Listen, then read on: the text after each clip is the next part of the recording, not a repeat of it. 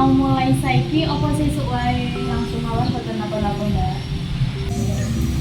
Pengen ngunjuk napa anak? Saya Mbak, napa mawon dulu. SM mawon nggih. Nggih Mbak, matur nuwun sangat. Sekedap nggih Mbak, kula mundur buku riyin. Iki nggih mbikane. Nggih Mbak.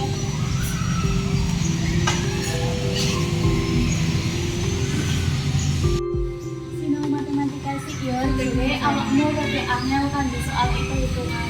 Nggih Mbak.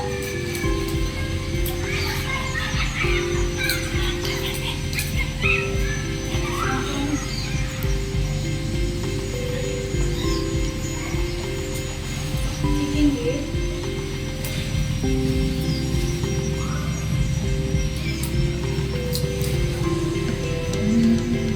Napa ngene soalnya Mbak, mbok sing gampang wae.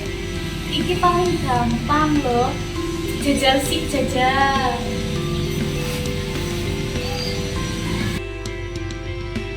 Mbak aku ora mudeng tenan garap iki.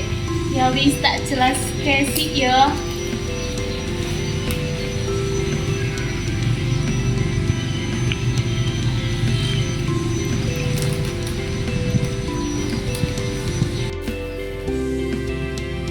Ngene iki udah Mbak. Nah iya, kan ya wis iso iki coba lanjutke meneh garap soal lain. Mbak, piye nek larane saya? Lagi siji soal loh, iki mosok ending. Aku rada kesel ya Mbak.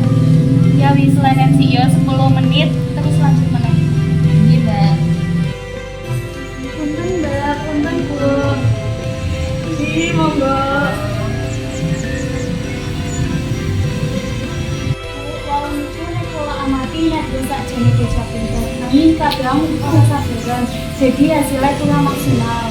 Walah, ngono to. Masuk-masuk kancane sinau. Panik ya. Ya hanya tolong ya ben biji ujiane Nadia dhuwur. Nggih Mbak, gitu. Ya Mbak, mulai sinau meneh. Nggih. Semenjak Nadia ono konco sinau bareng, dheweke tambah semangat nggarap matematika. Soal sing paling ora disenengi. Alhasil biji ujiane akhirnya iso meningkat dibanding sebelumnya.